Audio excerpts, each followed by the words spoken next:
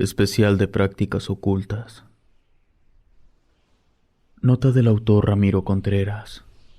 Mientras buscaba a alguien que me explicaba cómo funcionaba realmente el tarot, descubrí que aquí en mi ciudad hay una colonia con muchos locales que pertenecen a personas que ofrecen servicios de naturaleza esotérica. Decidí darme un paseo por todos los locales y me acerqué a platicar con algunas de las personas que acudían a esos sitios. Descubrí cosas muy interesantes y logré conseguir 5 relatos que estoy seguro serán de su agrado. Antes de comenzar, me gustaría hacerles una recomendación a todos aquellos interesados en la hipnosis y en la transmutación. En uno de los muchos locales que visité, encontré a una persona que ofrecía un servicio tipo spa para el cerebro. Era un cuarto en el que se emitían pulsos binaurales. Entré para probar de qué se trataba. Y les explico brevemente. Un pulso binaural se da cuando 2 ondas de sonido son emitidas a frecuencias con una diferencia entre ellas de menos de 40 Hz. Para esto, te sientan en una silla en el centro de la habitación. De un lado se emite una onda de sonido y del otro lado se emite la otra onda de diferente frecuencia. De esta forma, cuando ambas frecuencias entran al cerebro, este detecta la discrepancia y la compensa, haciendo trabajar 2 áreas de la corteza cerebral, específicamente el colículo inferior del mesocéfalo y el complejo olivar superior del tronco del encéfalo. Todo esto que les cuento está probado por más de 40 estudios de neurofisiología que se han realizado desde hace más de 100 años.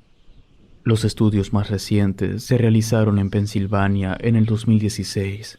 Y los resultados fueron que el impacto de los ritmos binaurales era positivo para aumentar la creatividad. Por lo tanto, es una práctica completamente segura. Sin más que añadir, los dejo con los relatos que he traído para ustedes el día de hoy. Ritual. Aún puedo recordar ese día como si fuera ayer. Todo había transcurrido en completa normalidad. Era un día más sin nada interesante. De pronto, entró una llamada a mi casa. Era mi mejor amigo Daniel. Tenía mucho tiempo sin saber de él. Lo que pasaba era que, por un motivo o por otro, no nos habíamos puesto en contacto.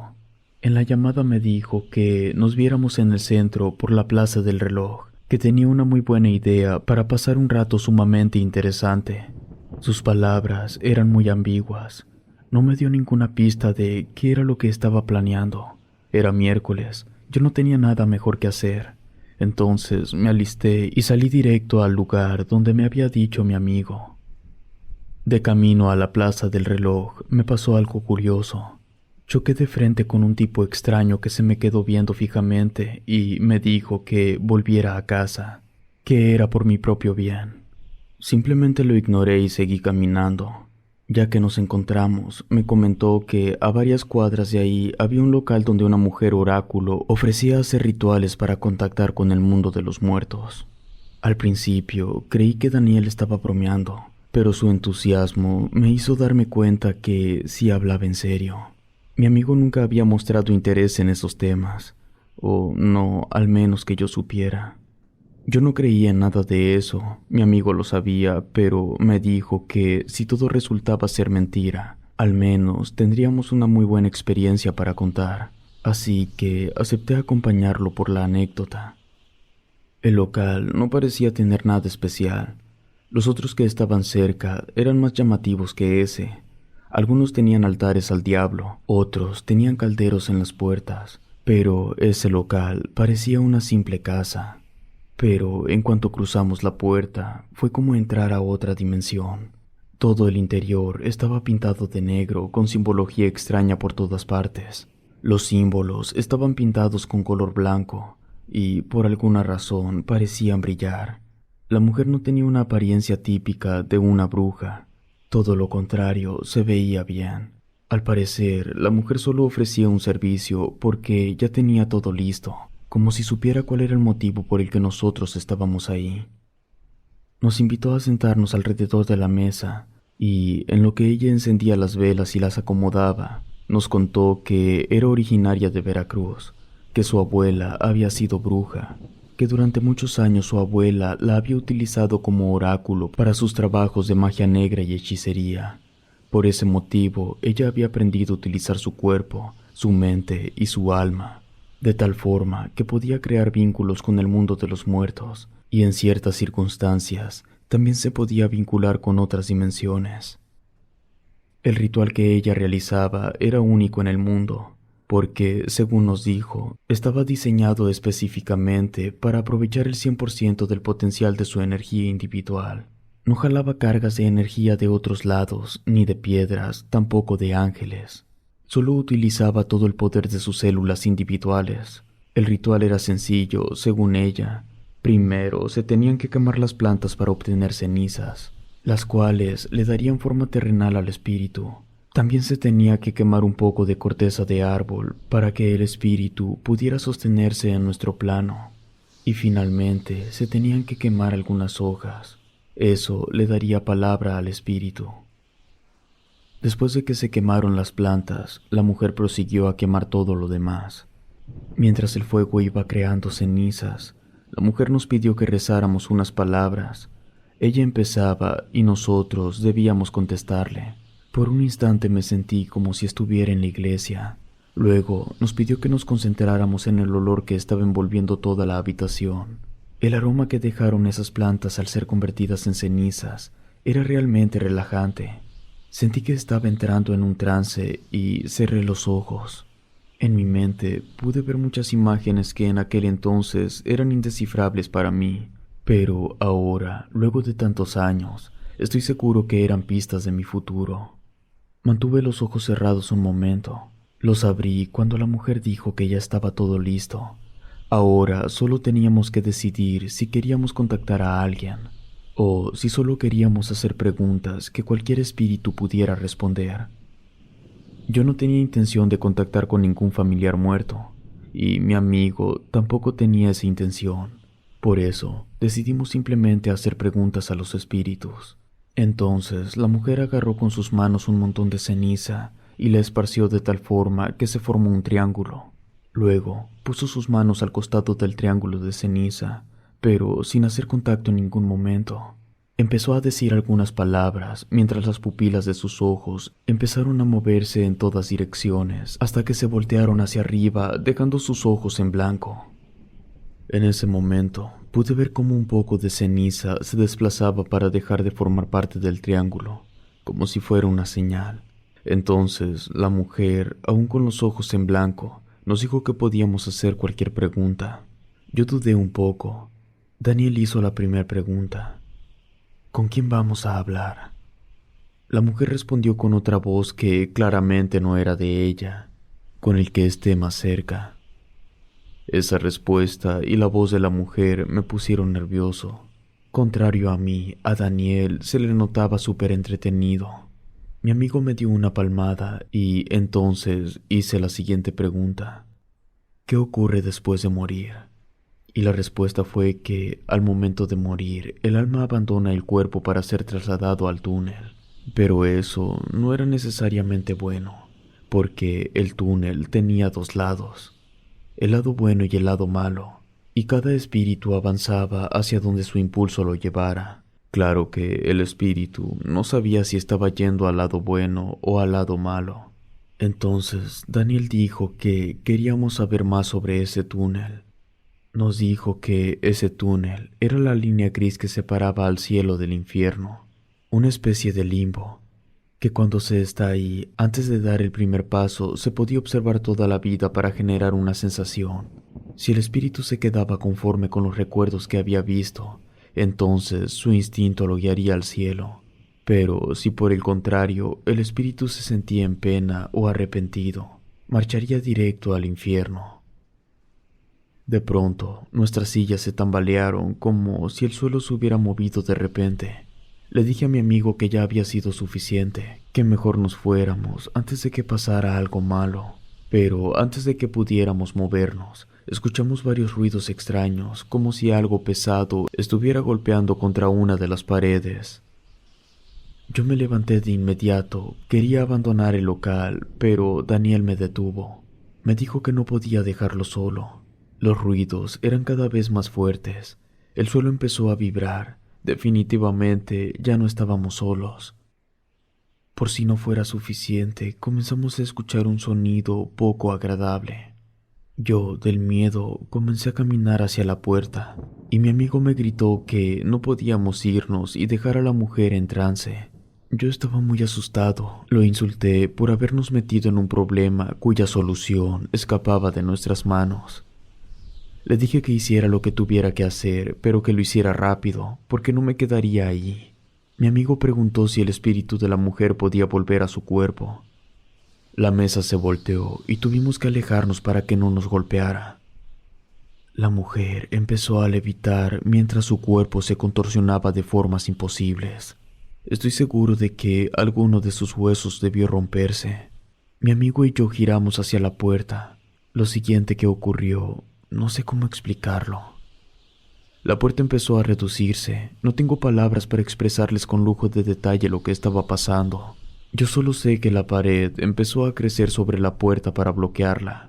Estaba tan nervioso que me puse a gritarle a la mujer para que volviera a la normalidad, pero no funcionaba. Los símbolos que estaban grabados por todas partes empezaron a soltar rayos de luz como si se trataran de linternas. Entonces, la mujer cayó abruptamente contra el suelo. En ese momento, los símbolos dejaron de brillar y el ambiente se sintió menos denso, como si todo hubiera terminado. La mujer se puso de pie. Estaba como si nada. Yo aún tenía un poco de miedo. Ella, al ver que la mesa estaba volteada y todas las cosas habían salido volando por todas partes, nos preguntó qué era lo que había pasado.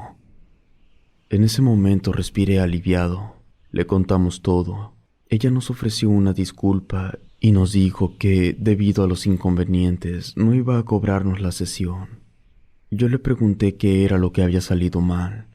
Ella nos contó que, aunque la probabilidad siempre era muy baja, cada cierta cantidad de sesiones un demonio intentaba poseerla. Nos dijo el nombre de ese demonio, pero ya no lo recuerdo. El motivo por el cual el demonio quería poseerla era debido a que su abuela bruja había combatido a ese demonio una vez y la utilizó a ella para enfrentarlo. Y el demonio buscaba vengarse. Ese día, todas las dudas que yo tenía sobre la existencia de lo paranormal desaparecieron.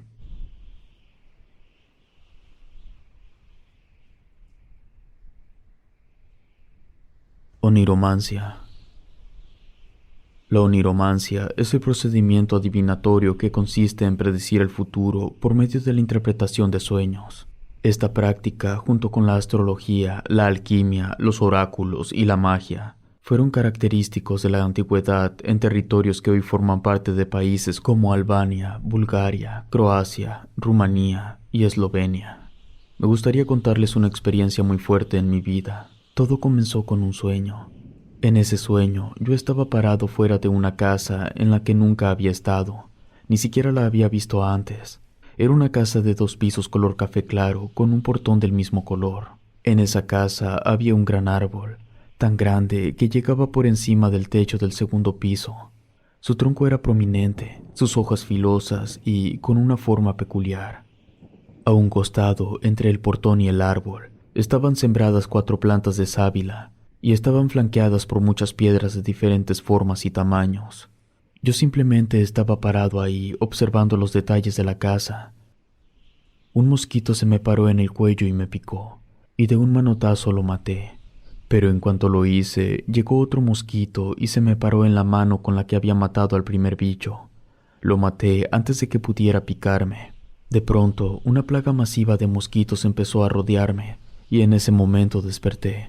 Eran las 2 de la tarde, había dormido 6 horas. No era lo ideal, pero al menos era suficiente para empezar con mi día. Primero revisé mi celular. Tenía muchos mensajes de mi madre. No los leí, apagué el celular. Fui a la cocina, puse a calentar agua y me di una ducha rápida. Cuando salí, el agua ya estaba lista. Me preparé un té y comí unas barras de cereal.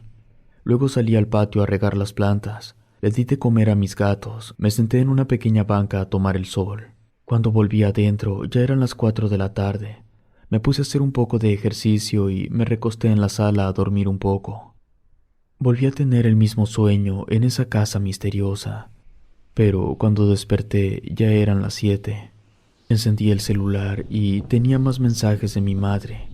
Ya no lo apagué, solo lo puse en modo avión. Fui a la cocina a preparar carne molida para hacerme unas hamburguesas. Hice dos. Una me la cené y la otra la guardé en mi lonchera. Ya eran las 9 de la noche. Yo entraba al trabajo a las 11. Me iba caminando, hacía 1 hora en llegar. Me lavé los dientes, me puse el uniforme y me peiné. A las 9:30 ya estaba caminando rumbo al trabajo. A 10 cuadras de mi casa había un motel. Cuando pasé por ahí, no pude evitar recordar una desagradable sorpresa que me había llevado hace varios meses atrás. Esa desagradable sorpresa estaba relacionada con los mensajes que mi madre me había enviado, pero no tenía tiempo de detenerme a reflexionar. Yo quería llegar a tiempo al trabajo.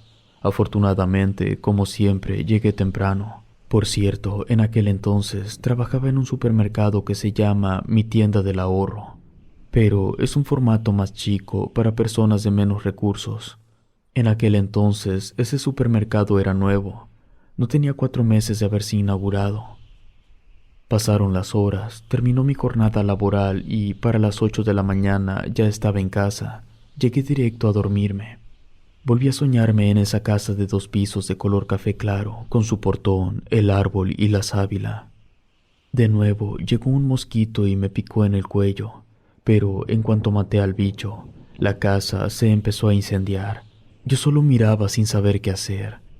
Entonces alguien gritó desde el interior de la casa. Era mi madre. En ese momento me desperté. Eran las 3 de la tarde. Había dormido más que el día anterior. Cuando agarré el celular, tenía casi 300 mensajes de mi madre. Decidí abrir la conversación de WhatsApp. Le di una leída rápida, buscando una palabra que me indicara que algo malo le había pasado. Pero no había nada de eso. Al parecer, simplemente seguía molesta por la discusión tan fuerte que habíamos tenido días antes. Fui a la cocina para poner a calentar agua. En lo que el agua terminaba de calentarse me bañé rápido. Cuando salí, me preparé un café negro y también comí pan tostado con mermelada. Salí al patio con la intención de regar las plantas, pero estaba nublado. Supuse que iba a llover y, mejor, no les puse agua. Solo le di de comer a los gatos, y precisamente porque estaba nublado, no pude sentarme a tomar el sol. Hice mi rutina de ejercicio. Como había dormido un poco más, me sentía más descansado. Al terminar el ejercicio, me fui a recostar a la sala para dormir un poco. Me volví a soñar afuera de esa casa, pero la casa estaba completamente negra, como si el incendio con el que yo había soñado durante la mañana apenas hubiera sido controlado. Pero el portón de la casa, el árbol y la sábila, todo eso estaba intacto. Una ligera brisa salió del interior de la casa y debido a eso, unos pequeños gramos de escombro volaron hasta quedar en mi hombro izquierdo. Yo intenté quitarme ese escombro, pero en cuanto lo agarré se transformó en un mosquito y me picó en la mano. Luego llegó otro mosquito y me picó en el cuello. Ya venía la horda de insectos cuando desperté. Eran las 7:30. Agarré el celular. No tenía mensajes nuevos de mi madre, pero sí de mi hermano menor. No necesitaba ser adivino para saber que esos mensajes también eran sobre la crisis familiar que estábamos teniendo. Todos se habían puesto del lado de mi madre, menos yo, que elegí apoyar a mi padre, y no porque creyera que él estaba bien, sino por otros motivos. Fui a la cocina a preparar mi cena y también lo que me llevaría de lonche. En la noche me fui al trabajo. Tuve que volver a pasar frente a ese motel e inevitablemente tuve ese mismo flashback de aquella sorpresa desagradable. Mi conciencia me remordía, pero ya había elegido un lado y aunque no me sintiera cómodo con mi decisión, ya no había marcha atrás. Pasaron las horas, volví del trabajo, pero no llegué directo a dormir, porque al día siguiente era mi descanso. Entonces llegué a desayunar. Me preparé un revoltijo. Mezclé corteza de pan de barra con huevo, salchicha y salsa verde, acompañado de un buen jugo de naranja. Después de comer un poco, me metí a bañar y para las 10 de la mañana me fui a dormir. Mi sueño fue otra vez en la casa. No estaba quemada y del otro lado del portón había un perro grande de color negro. En cuanto me acerqué para verlo mejor, el perro me empezó a ladrar. Era un ladrido constante y amenazador. Ese animal quería salir a atacarme. Yo me aparté un poco para que el perro se tranquilizara, pero no funcionó. El animal estaba vuelto loco. Empezó a agarrar impulso. Se iba hasta el final del pasillo y luego corría a toda velocidad para aventarse contra el portón. La fuerza con la que el perro empujaba el portón hacía que vibrara muy fuerte. Inclusive se formaba un zumbido que me hacía sentir aturdido. Después de varios intentos, el perro finalmente logró tumbar el portón. Yo intenté correr, pero era demasiado tarde. En tan solo un instante, el perro ya me tenía atrapado de una pierna. Yo intentaba despertarme, pero no lo conseguía. El dolor era tan real que pensé que no estaba soñando. Entonces el perro me soltó, me lanzó una mirada fría y se paró en dos patas. En ese momento desperté. Eran las 8 de la noche. Yo estaba sudando. Me enderecé para poder agarrar un poco de aire porque sentía que me estaba ahogando. Cuando me moví, sentí un dolor fuerte en la pierna. Me quité la sábana para mirar y tenía un poco inflamada la zona donde, en mi sueño, el perro me había mordido. Eso me dejó muy consternado. La situación se puso más extraña cuando sentí un piquete de mosquito en el cuello, en el mismo lugar que había soñado la primera vez. Reaccioné rápido y maté al insecto. En cuanto lo hice, la sensación que tuve me trasladó por un breve instante al sueño, pero regresé a la realidad de inmediato. Para sentirme menos inquieto, empecé a buscar explicaciones lógicas para lo que acababa de pasar. En cuanto a la inflamación, pensé que, tal vez, durante el trabajo, me había dado un golpe sin que me hubiera dado cuenta. El piquete de mosquito no necesitaba mayor explicación. Simplemente se trataba de eso, un insecto haciendo lo único que sabía hacer. Pero a lo que no pude encontrar una explicación fue ese traslado que tuve hacia el sueño. Se sintió demasiado real. Tal vez simplemente el trabajar ya por tantos años de noche me estaba afectando. Más tarde, en lo que preparaba mi cena, me puse a leer todos los mensajes, tanto de mi madre, que solo los había leído por encima, y también los mensajes de mi hermano menor, que apenas los iba a abrir. La situación de mi familia era que mi padre y mi madre, varios días atrás, nos habían reunido a mí y a mis hermanos para hablar sobre el hecho de que se iban a divorciar, debido a que mi madre había descubierto que mi padre tenía un amante, y ella estaba haciendo quedar mal a mi padre. Yo no pude quedarme callado e intervine para defender a mi padre. Dije que yo ya sabía de su amante, y no dije nada porque 5 años antes mi madre había tenido una aventura, y yo me había dado cuenta. Cuando yo dije eso, la casa se volvió un caos. Todos empezaron a gritarse entre todos, mis padres, mi hermano y mi hermana. Yo simplemente me levanté de la mesa y me fui porque tenía que volver a mi casa para ponerme el uniforme para ir a trabajar. Había un motivo oculto para que yo decidiera apoyar a mi padre, porque, siendo sincero, en lo que a mí constaba, los dos podían irse al demonio, pero la amante de mi padre era una bruja. Él no lo sabía, pero yo sí, porque cuando los descubrí, ella se dio cuenta. Y al día siguiente se presentó en mi casa para tener una charla que, en realidad, pareció más una amenaza. Ella me dijo que, sin importar qué pasara entre mi padre y mi madre, yo debía apoyar a mi padre a capa y espada, porque eso haría que, en caso de que mis padres terminaran separándose, mi papá no se sentiría tan mal sabiendo que tenía mi respaldo. De esa forma, mi padre no dudaría en continuar la relación con ella. Yo le pregunté qué pasaba si me negaba a ayudarla. Fue entonces que me reveló que era una bruja y que, de quererlo, podía hacerle varios amarres a mi padre, pero no quería hacerlo. Quería que estuviera con ella por decisión propia, pero para eso necesitaba mi ayuda. Acepté, pero no lo hice por mi padre, lo hice por mí y mi familia. Pero para ese punto ya sentía una carga muy fuerte. Estaba considerando que toda esa tensión era lo que me estaba causando los extraños sueños. Decidí ir a la colonia Ojo Caliente. Esa colonia está pegada al centro de la ciudad, también al puente internacional. Por lo tanto, es una muy buena ubicación que es aprovechada por toda la gente que se dedica a realizar prácticas esotéricas de cualquier tipo.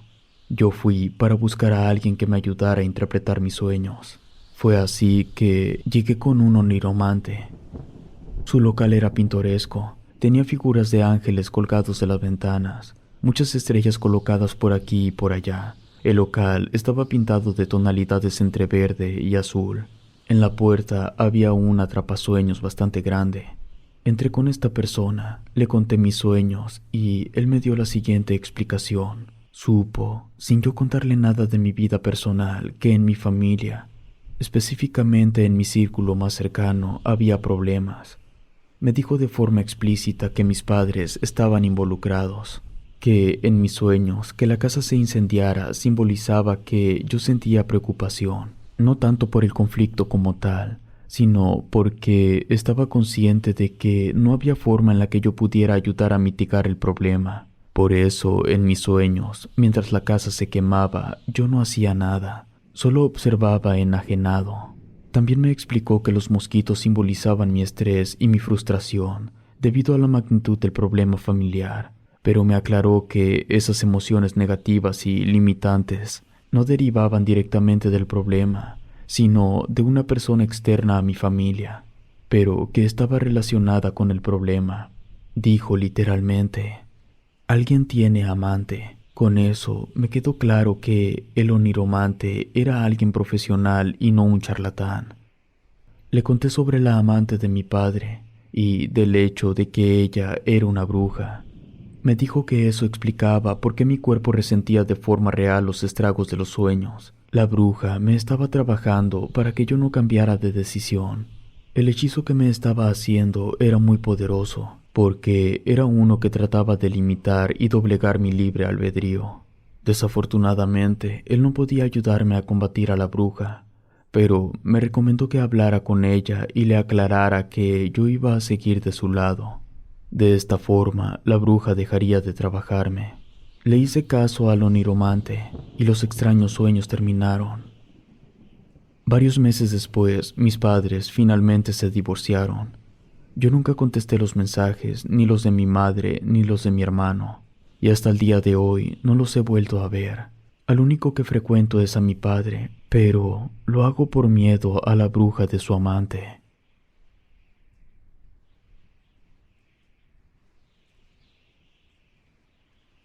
Trabajos oscuros.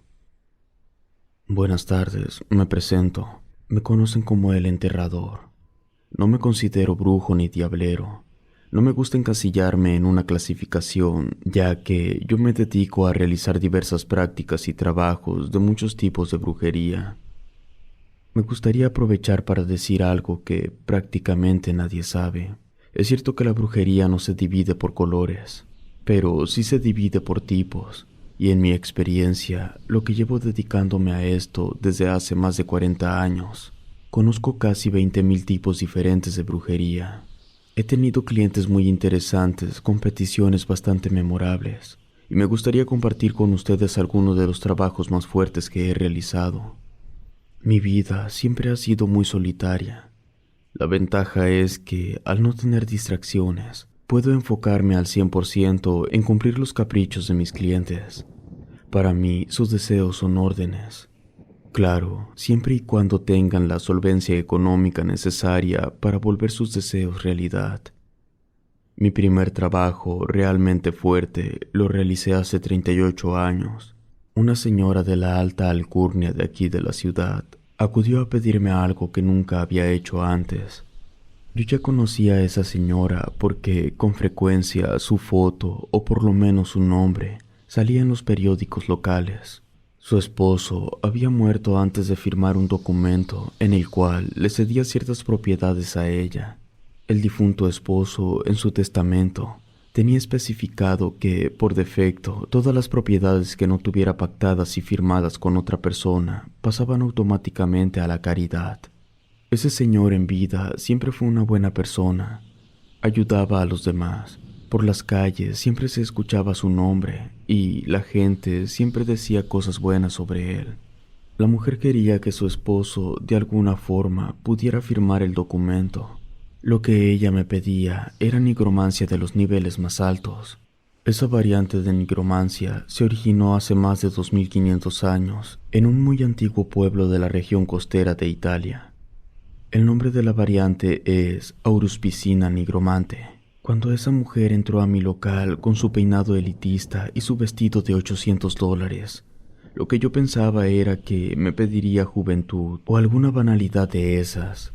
En ningún momento pensé que quisiera involucrarse con los muertos. Me quedé en blanco cuando escuché los deseos de la mujer.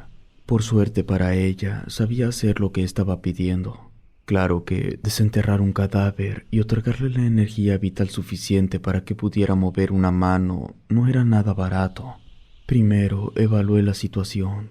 Le pedí a la mujer que me entregara el documento. Ella lo sacó de su bolsa y me lo dio.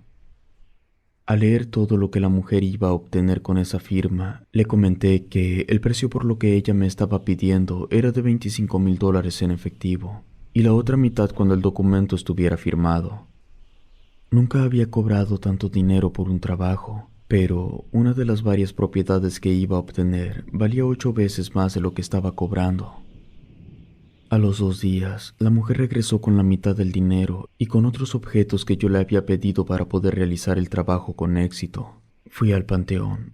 Le pagué su parte al trabajador para que me ayudara a sacar el cuerpo. Ya que estuve solo con el cadáver, empecé el ritual. Y al finalizar, le otorgué vitalidad suficiente a la mano con la que debía firmar. La grafología no quedó 100% idéntica, pero era suficiente para lo que la mujer necesitaba. Cuando terminé el trabajo, volví al local y a los 2 días volvió la mujer. Hicimos el intercambio del documento por el resto del dinero. Tal vez esto que les cuento pueda parecer increíble, pero no es ni de cerca el trabajo más fuerte por el que me han pagado. Hace 29 años vino una muchachita de unos 13 años a mi local. Llegó hecha un mar de lágrimas. Su madre era bruja, pero no quería ayudarla y por eso acudió a mí. Lo que había pasado era que un muchacho 2 años mayor que ella la había rechazado. Eso le partió el corazón porque ella afirmaba estar enamorada de él. Y la muchachita no solo estaba destrozada, sino que también se sentía humillada, porque el muchacho la había rechazado delante de otros estudiantes dentro de la secundaria. Ella llegó a su casa pidiendo a su madre que le ayudara a vengarse, pero se negó. Y le dijo que no atendía caprichos de niñas. Me daba bastante curiosidad lo que la muchachita me iba a pedir, pero sabía que era imposible que ella pudiera pagar mis tarifas. Entonces le dije que le haría un precio especial si lo que me pedía era una venganza y no un berrinche. Entonces me dijo que quería que ese muchacho fuera víctima de salación hasta que ella lograra olvidarse de él. Cuando se hace un trabajo de salación contra una persona, las consecuencias para la víctima pueden escalar exponencialmente hasta llegar a la muerte. Le dije que estaba bien, que yo lo salaría una semana sin costo, pero que cada semana ella debía regresar con algo de dinero. Esto solo para que yo supiera que ella aún tenía interés de arruinarle la vida a ese muchacho. Empecé con algo leve. Hice que él perdiera algún objeto con un importante valor sentimental, pero que lo perdiera de una forma ridícula y esencialmente imposible para que se diera cuenta que estaba siendo víctima de brujería. Al pasar la semana, la muchachita regresó con un poco de dinero. Me agradeció y dijo que ya había visto el primer efecto de mi trabajo. Después hice que un animal venenoso lo picara. La siguiente semana hice que un perro lo atacara y lo enviara al hospital. Siempre fui muy cuidadoso de no matarlo. El problema con las salaciones es que la misma naturaleza del trabajo no pone límites. Se puede causar la muerte desde el principio, pero la muchachita quería hacerlo sufrir. En ese lapso de tiempo se me atravesó un trabajo importante del que no puedo hablar porque fue un trabajo para un político. Debido a ese trabajo, no tenía mucha cabeza de estar trabajando al muchacho, entonces dejé que la situación actuara por sí sola. Eso por lo general causa que la persona pierda dinero. Comienza por monedas, primero una, luego varias, le siguen los billetes, aumentando la denominación. Cuando volví a involucrarme con lo que le pasaba al muchacho, empecé a causarle ligeras fracturas, una por semana durante 5 semanas. Una tarde, la muchachita llegó diciendo que sería la última vez que sería necesario mantener el salamiento. Me entregó una cantidad mayor de dinero que todas las veces anteriores. Me agradeció y se retiró. Yo entendí lo que tenía que hacer. Mi última intervención ocasionó que ese joven contrajera una enfermedad que lo debilitó hasta casi matarlo. También me han pagado por hacer trabajos de vudú, que es más bien una religión africana. De hecho, la santería brasileña es un desprendimiento del vudú. Y la santería brasileña difiere de la santería cubana porque la santería cubana no se desprende del vudú. El vudú se podría entender como la religión de los nigromantes. Los iniciados en el vudú fueron los primeros en todo el mundo antiguo en lograr resucitar a un muerto. Una de las prácticas, la más popular del vudú, son los muñecos a los que se les clavan agujas. Cada aguja que se le clava al muñeco es un tormento para el cuerpo y el alma de la persona. Esos tormentos causan atroces dolores. Pero antes de insertar las agujas, los muñecos deben untarse con sangre de cerdo vivo. Si se hace con sangre de cerdo muerto, el efecto no será tan fuerte. Todos los trabajos de muñecos, si no se interrumpen a tiempo, terminarán en una muerte segura después de 9 meses, como si se tratara de un embarazo. Tuve un cliente que quería matar a su madre porque ella le estuvo haciendo la vida de cuadritos durante décadas. Lo tenía sometido. No me dio muchos detalles. Ella estaba harto, pero no tenía el valor de hacerlo con sus propias manos. Por eso quería que yo la trabajara utilizando los muñecos del vudú. Entiendo que ese tema, al tratarse de la muerte de la madre de alguien, puede resultar muy sensible para algunas personas. Por eso no daré ningún detalle. Es suficiente mencionar que, al pasar 9 meses, la madre del cliente murió. Sin duda alguna, aunque no parezca ser la gran cosa, ese trabajo con muñecos vudú ha sido el trabajo más siniestro que alguien me ha solicitado. Un último mensaje para todos aquellos que tienen pensado solicitar trabajos de naturaleza mística. Asegúrense de estar decididos de lo que van a pedir, porque una vez iniciado y dependiendo del tipo del trabajo solicitado, hay ocasiones que ya no se puede dar marcha atrás. En más de una ocasión he tenido clientes que, al ver todo el daño que han causado, regresan horrorizados suplicando que detenga todo lo que ellos han ocasionado. Incluso me han ofrecido miles de dólares para frenar trabajos, pero hay daños que no se pueden frenar.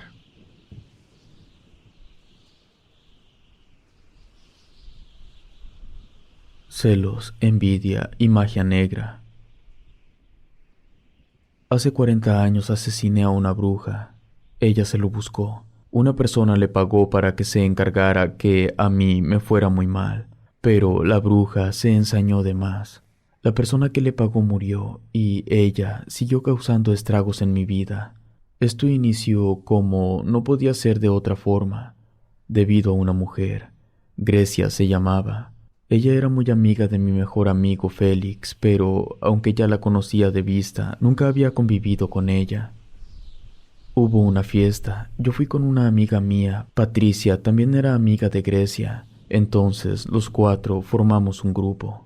Félix era muy mujeriego, irónico.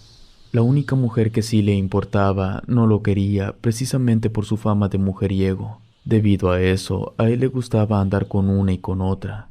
Patricia era muy reservada, le gustaban los deportes, el básquetbol sobre todo. Ella y yo ya habíamos tenido algo con anterioridad, nunca llegó a nada físico.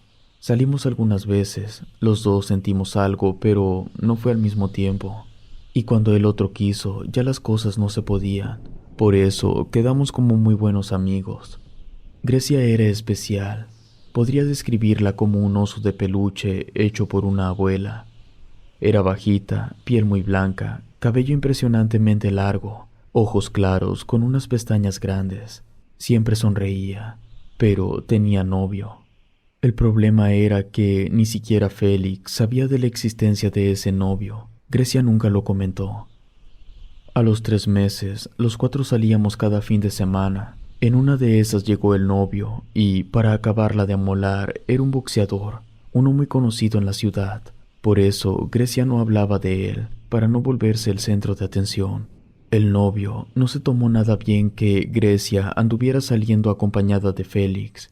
Se acercó de manera muy imponente hacia mi amigo y de un golpe lo dejó en el suelo. El pobre no pudo ni siquiera meter las manos. Yo no ayudé porque estaba impresionado de la fuerza del boxeador. Pero entonces el tipo se fue sobre Grecia. Iba a golpearla. En ese momento algo en mi cabeza hizo clic. Yo sabía que si intentaba golpearlo no serviría de nada, pero algo tenía que hacer. Entonces, justo cuando ya la tenía de los hombros, agarré una botella y se la rompí en la cabeza. Lo dejé noqueado delante de decenas de personas, incluyendo a Félix, quien estaba en el suelo. Y Grecia estaba abrazándome mientras lloraba. Yo pude ver en la cara de Félix que esa situación no le agradaba en lo más mínimo. Pero en ese momento, lo único que a mí me importaba era Grecia. Patricia se acercó con nosotros. Le dije que yo llevaría a Grecia de regreso a su casa y le pedí que por favor ella llevara a Félix a que lo revisara un doctor. Bastaron tan solo 20 minutos en auto para que entre Grecia y yo se creara un vínculo. No era atracción, tampoco era algo sentimental. En el momento en que nuestras miradas se cruzaron antes de que ella bajara de mi auto para entrar a su casa, fue algo más allá de cualquier cosa. Después de eso, Grecia evidentemente terminó con su novio, y nosotros comenzamos a pasar cada vez más tiempo juntos. Seguíamos saliendo los cuatro, pero ahora yo pasaba por Patricia y por Grecia. Félix, para no estar llegando solo, invitó a otra muchacha a formar parte de nuestro grupo. Daniela, una mujer muy extraña, era muy atractiva. Demasiado, pero tenía mucha mala vibra. No es que fuera mala persona, se supo acoplar muy rápido a nuestra forma de convivir. Los 5 nos la pasábamos muy bien, ya fuera yendo a tomar, juntándonos para preparar un pollo, o cantando en karaoke, pero las pocas veces que me tocó quedarme a solas con ella por unos momentos, yo me sentía en peligro. Sentía que algo con Daniela no estaba bien. A los 3 meses de que ella se unió a nuestro grupo, Patricia y Grecia tuvieron una pelea muy fuerte, tanto que Patricia dejó de juntarse con nosotros. Y para hacer enojar a Patricia, Grecia invitó a una amiga suya y de Félix a unirse a nuestro grupo. Elena se llamaba. Yo seguía frecuentando a Patricia. Nos conocíamos desde hace 5 años. Dejé que pasara un tiempo y luego decidí platicar con Patricia sobre la pelea. No había tocado el tema antes porque estaba dejando que se enfriaran las cosas. Patricia me comentó que el pleito con Grecia lo había ocasionado Daniela y me aclaró que no quería seguir hablando del tema. Ya no volví a tocar el tema delante de Patricia. Yo trataba de no tomar partido, pero era difícil. Había ocasiones en que debía elegir si pasaba tiempo con el grupo donde estaba Grecia o pasar tiempo con Patricia. Era muy agotador, pero algo debía hacer al respecto. Entonces decidí ir sobre el problema. Invité a Daniela a tomar unos tragos, pero como me daba mala vibra, no quería estar a solas con ella. Entonces invité a Elena. Yo aún no me llevaba bien con ninguna de las dos. Los 3 estábamos en la barra. Apenas habíamos pedido los primeros tragos. Elena fue al baño y me quedé solo con Daniela. Fui directo al grano. Le pregunté qué tenía que ver ella con la pelea que habían tenido Grecia y Patricia. No me respondió. Lo que hizo fue agarrar mi mano y decirme que eso no importaba, que yo debía concentrarme en Elena. No recuerdo nada más de lo que ocurrió esa noche. Cuando desperté estaba en mi casa y al lado mío estaba Elena. No entendía qué era lo que había pasado. Me levanté, fui a la cocina para saber la hora. Eran las 3 de la tarde. Casi me da un infarto en ese momento. Era el cumpleaños de Grecia y yo había quedado de pasar por ella a mediodía para llevarla al cine. Me arreglé deprisa. Elena se despertó. Como pude, me escapé de mi propia casa y llegué lo más rápido posible a casa de Grecia. Ahí estaban Daniela y Félix. Yo les pregunté qué estaban haciendo ahí. Félix me respondió que Grecia lo había llamado a su casa porque se sentía muy mal. Él casualmente estaba almorzando con Daniela y por eso estaban los dos ahí. Ellos se fueron y yo me quedé. La madre de Grecia me dijo que ella estaba encerrada en su cuarto y que no quería salir, que me estuvo esperando muy emocionada. Dijo que yo le había roto el corazón. Caminé hasta el cuarto de Grecia, toqué la puerta, le dije que era yo, pero no me abrió. Traté de darle una explicación. Entonces me preguntó por qué no había llegado. Me quedé mudo. Ella mencionó a Elena y luego se puso a llorar. Yo volví a mi casa con un nudo en la garganta. Cuando llegué, Elena ya no estaba ahí. Era obvio que Daniela me había hecho algo. Lo último que recordaba de esa noche fue que ella me tocó la mano y que mencionó a Elena. Por un momento me pasó por la mente que Daniela era bruja. Era evidente que había sido ella la que le había contado a Grecia lo que había pasado entre Elena y yo. Ya no me quedaba ninguna duda que lo que decía Patricia era verdad. Daniela quería hacer trizas nuestro grupo. Fui con Félix, él la había invitado y, por lo tanto, él debía hacer algo al respecto. Lo invité a ir por unas hamburguesas. Ambos sabíamos que solamente seríamos él y yo. Grecia no quería verme. Patricia ya no hablaba con Félix. Yo no quería ver a Daniela y ni hablar de la situación con Elena. Ya había pasado mucho tiempo desde la última vez que él y yo íbamos a solas a un sitio. Estuvimos un rato platicando de cualquier cosa, pero en cuanto vi la oportunidad, le pregunté de dónde conocía a Daniela. Mi pregunta le sorprendió, pero aún así me respondió. Dijo que la conoció en el centro, en un local. Fue una explicación muy vaga, pero tomando en cuenta lo mujeriego que era él, parecía tener sentido. Le expliqué que si ella no salía del grupo, ya no habría ningún grupo. Por su culpa se había salido Patricia y también no sabíamos si Grecia se iba a salir. Félix quiso alegar a favor de Daniela. Dijo que lo que había pasado era que Grecia quería saber dónde estaba yo, y ella simplemente le respondió. Me levanté muy molesto de la mesa y le dije que si Daniela no se iba, me iría yo. Félix entró en razón. En su cumpleaños nos reunimos los 4 que éramos al principio. Dijo que había cometido un error al unir a Daniela al grupo. Él habló con Grecia y Patricia para que hicieran las paces y funcionó. Después habló con Grecia y conmigo. Le dijo a Grecia que creía que Daniela me había puesto algo en la bebida para que yo me fuera con Elena, que no era culpa mía. Todos quedamos como amigos y poco a poco mi relación con Grecia se fue arreglando. Pero un día que Grecia estaba en mi casa, llegó Elena y soltó la bomba de que tenía 3 meses de embarazo y que el bebé que estaba esperando era mío. Eso terminó por romper completamente mi relación con Grecia. 3 meses después, Elena y yo ya vivíamos juntos. Patricia y Elena ya se habían vuelto amigas. Los 3 convivíamos mucho. Félix estaba saliendo con la muchacha que sí le importaba de verdad, y debido a eso se había alejado de sus andadas como mujeriego. En cuanto a Grecia y Daniela, yo no sabía nada de ninguna de las dos. Una noche, la novia de Félix llegó a mi casa. Afuera estaba lloviendo, así que la invité a pasar. Ella se veía muy mal. Se le notaba que había estado llorando. Elena estaba dormida en ese momento. Yo le pregunté a la muchacha qué estaba pasando. Creí que algo malo le había sucedido a mi amigo, pero no. Me dijo que había descubierto algo. Ella tenía la sospecha de que Félix la estaba engañando. Esa noche había decidido seguirlo. Él fue hasta un extraño local en la colonia Ojo Caliente. Adentro se podía escuchar la voz de una mujer. Ella lo esperó afuera y cuando salió tuvieron una fuerte discusión. Félix, con tal de que ella no creyera que la estaba engañando, le confesó la verdad.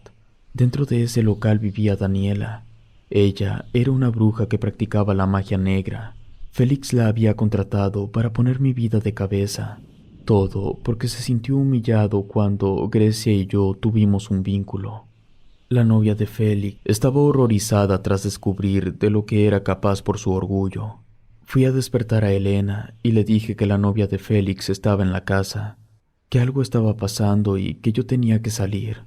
Yo mantuve mi semblante sereno, pero en cuanto salí de mi casa sentí como toda la sangre me hervía de coraje. Fui hasta mi auto y conduje a toda velocidad hasta la casa de Félix. Él también iba llegando. Al parecer, había estado buscando a su novia.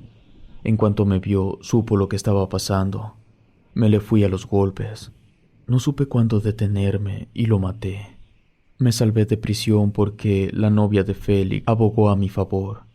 Inventó que ella había estado ahí. Dijo que Félix había iniciado la pelea. Félix, en sus registros, había estado varias veces detenido por riñas y por alterar el orden. Eso también me ayudó. Eso y que mi padre conociera a un muy buen abogado de la ciudad. Ese abogado logró, por medio de palancas, que solo se me castigara con una multa. Yo ya no quería más problemas. Aún tenía coraje contra la bruja, pero entendí que ella simplemente había hecho aquello por lo que le habían pagado. Pero si su cliente ya estaba muerto, las cosas en mi vida ya no debían tener ningún tropiezo. Pero a los 9 días que me liberé de todo, Patricia murió. Le dio un infarto. No tenía antecedentes ni historial familiar de enfermedades cardíacas. Después, faltando un mes para que naciera mi hijo, Elena y el bebé murieron. Resbaló en la casa mientras yo trabajaba. Cuando volví, ya era demasiado tarde. Aunque me negaba a creerlo, sospechaba qué era lo que estaba pasando. Lo comprobé cuando Grecia también murió. Gracias a la muchacha que había sido novia de Félix, pude dar con el local de la bruja de Daniela. Una noche llegué a su local. Me aseguré de que ella no estuviera y entré. En el lugar encontré un altar que tenía una playera mía. Esa playera se la había prestado a Félix. El altar estaba repleto de cebollas de gran tamaño, arañas muertas, entre otras cosas asquerosas. Agarré mi playera y destruí el altar. Estuve esperando a que aquella bruja llegara. Pasaron varias horas. En cuanto entró al local, utilicé mi playera para amarrarla del cuello. La bruja no pudo luchar por mucho tiempo y terminó cediendo. Yo había estado dispuesto a perdonarle la vida, pero ella me quitó a mi mejor amiga, a mi hijo, a la madre de mi hijo y a la mujer que amaba.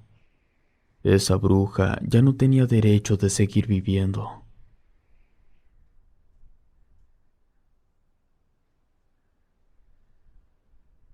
Numerología y el libro de las mutaciones. Me llamo Wang Zhao. Mi padre nació en la República Popular de China, en la región autónoma de Xinjiang, en la prefectura de Aksu. Mi madre es mexicana. Yo toda mi vida he estado en México. Conozco China, he estado ahí al menos unas 15 veces, pero estudié aquí en México y desde hace 49 años me dedico a la numerología y a leer el I Ching, que es un oráculo de origen chino.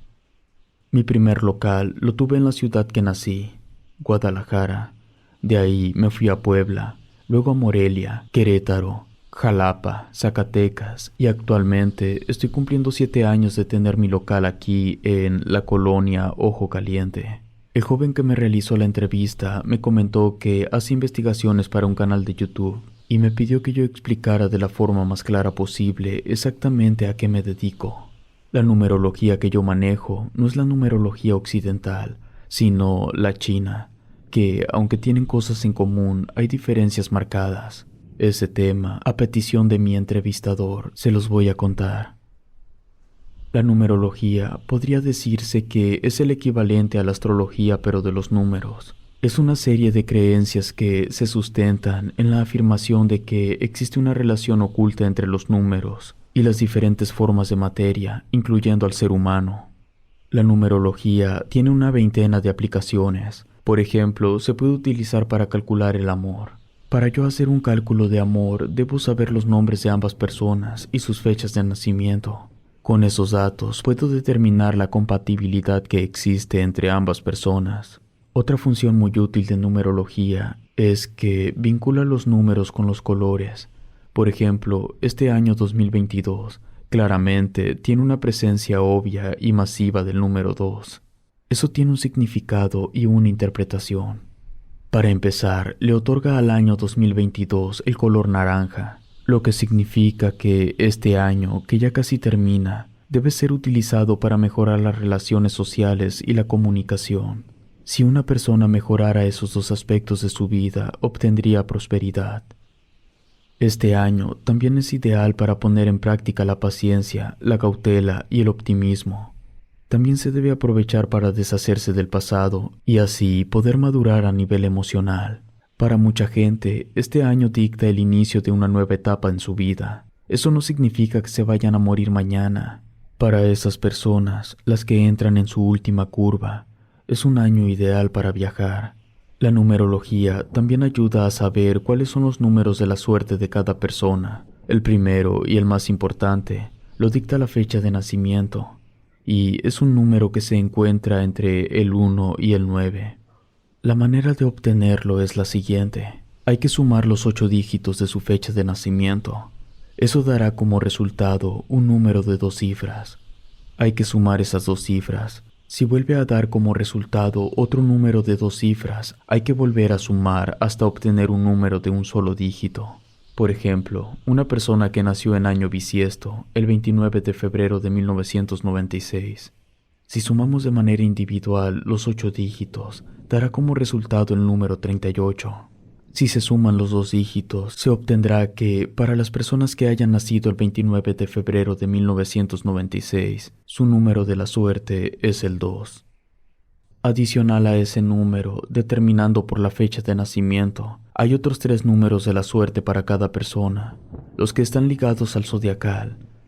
Es importante mencionar que existen personas cuya suerte es nula, y esto se debe a que al realizar la operación de los dígitos de la fecha de nacimiento, y el número 4 es un número de suerte nula, esto solo aplica al número obtenido por la fecha de nacimiento. Lo que ocurre es que en la República Popular de China el número 4 se pronuncia prácticamente de la misma manera que la palabra morir. Algo bueno de la numerología son los pináculos. Son los ciclos de la vida de cada persona. Cada individuo tiene 4 pináculos y cada uno de ellos ejerce cierta influencia sobre el rumbo que debería tomar nuestra vida. No puedo indagar demasiado en este tema porque es muy extenso, pero en palabras simples, conociendo y entendiendo nuestros pináculos individuales, se puede extraer lo mejor de la vida para cada uno de nosotros. El primer pináculo termina a los 33 años, el segundo a los 42 y el tercero a los 51, y el cuarto termina con la muerte física y reencarnación espiritual. Todas las duraciones pueden ser variables. La cantidad de años que dura cada pináculo depende de la persona. Existe un número asignado al nombre. Ese número ayuda a predecir la tendencia de las acciones que realizaremos. Eso brinda un panorama amplio y claro de la personalidad. La numerología también asigna un dígito a la dirección y a los retos que cada uno se enfrentará a lo largo de su vida. Ese número generalmente suele ser el mismo número de la suerte asignado por la fecha de nacimiento. Hay una variante de numerología que se encarga de determinar todos los números malditos. Esa variante funciona multiplicando los números en lugar de sumarlos. Otra variante muy interesante de la numerología es la numerología kármica. Esta se trabaja con fórmulas pitagóricas que ayudan a descubrir las energías de vidas pasadas que hoy afectan a nuestro presente. A estas energías se les conoce como claves de resolución, y para obtenerlas solo hace falta utilizar los 4 números del año de nacimiento. Y para terminar con esto, el día del mes en el que nacimos también es una variable que se puede medir al momento de determinar el verdadero yo. Si naciste el 4, tienes tendencia a que se te dé bien los negocios por ser una persona ordenada y práctica. Eso sí, un tanto terca y con resistencia a los cambios. Si naciste el 6, irradias entusiasmo y magnetismo en el amor. En todas tus vidas pasadas siempre fuiste muy familiar. No te gustan las críticas. A veces te gusta imponer tu punto de vista y eres perfeccionista. Si naciste el 18, desde siempre te enfocaste en los demás. Dedicas poco tiempo a ser tan frágil. La gente espera mucho de tu persona hasta el abuso. Depende de tu voluntad poder cambiar esa energía que te persigue vida tras vida. Y como dije al inicio, aparte de la numerología, también manejo el I Ching.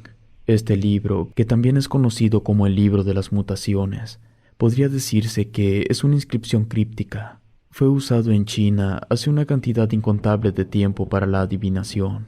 La historia del origen del I Ching es mítica, porque la leyenda cuenta que todo el conocimiento contenido en el libro fue concedido a un antiguo gobernante por un dragón de río.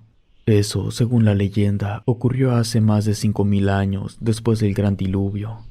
El I Ching lo que contiene es una serie de consejos para la vida, y para explicar la utilidad del libro de las mutaciones, debo poner un ejemplo. Imaginen que tienen un problema al que deben encontrarle una solución, pero su cabeza no puede dar con dicha solución. A falta de respuestas, acuden a pedir un consejo a la persona más sabia que conocen. Pudiera ser sus padres o alguno de sus abuelos. Esa persona a la que acuden, luego de escuchar el problema, les aconseja realizar cierta acción o cierto conjunto de acciones para poder dejar atrás ese inconveniente. Eso es el I Ching, un consejero de vida. Pero no se piense que el libro de las mutaciones es un oráculo como cualquier otro. Este oráculo tiene la capacidad de conectar al yo terrenal con el yo universal. Es decir, nos permite tener acceso a la fuente universal de conocimiento, y de esa forma nos da un consejo considerando todas las variables posibles. La manera que se trabaja el I Ching es lanzando 3 monedas. Puede ser cualquier moneda. Lo único que es importante es que las 3 monedas tengan el mismo valor. Y para que el oráculo pueda hacer un mejor trabajo, lo más recomendable es que las monedas pertenezcan a la persona que quiera hacer la consulta. A uno de los lados de la moneda se le debe asignar el valor de 3. Y al otro se debe asignar el valor de 2. Esas 3 monedas se lanzan 6 veces. Con cada lanzamiento existe una serie de 4 combinaciones posibles que son las que se van a interpretar. Esas 4 combinaciones son: la primera, que las 3 monedas caigan sello; la segunda es que las 3 monedas caigan cara; y la tercera son 2 caras y un sello; y la cuarta son 2 sellos y una cara. Si cada lado de la moneda se le asignó un valor cuya única opción era que un lado valiera 2 y el otro valiera 3, el valor total de las combinaciones resultantes de lanzar las monedas solamente pueden oscilar entre el 6 al 9. Cada uno de los valores posibles tiene una representación gráfica que emula un sistema binario de trazos, y de esa forma se obtiene un hexagrama. El consejo obtenido gracias al hexagrama es un consejo general aplicable a corto plazo. Se pueden dar ocasiones en las que el consejo brindado por el I Ching no son del agrado del que está consultando, llegando a veces incluso a la molestia. La solución es meditar el consejo o ignorarlo y hacer lo contrario. El I Ching, al igual que toda práctica mística, tiene sus reglas. No se le pueden hacer preguntas cuyas respuestas sean un sí o un no, porque lo que el libro de las sombras brinda es un consejo, no una respuesta tajante. Si te gustó este relato, por favor suscríbete activando la campanita de notificación. Muchas gracias por tu apoyo. Relatos escritos y adaptados por Ramiro Contreras.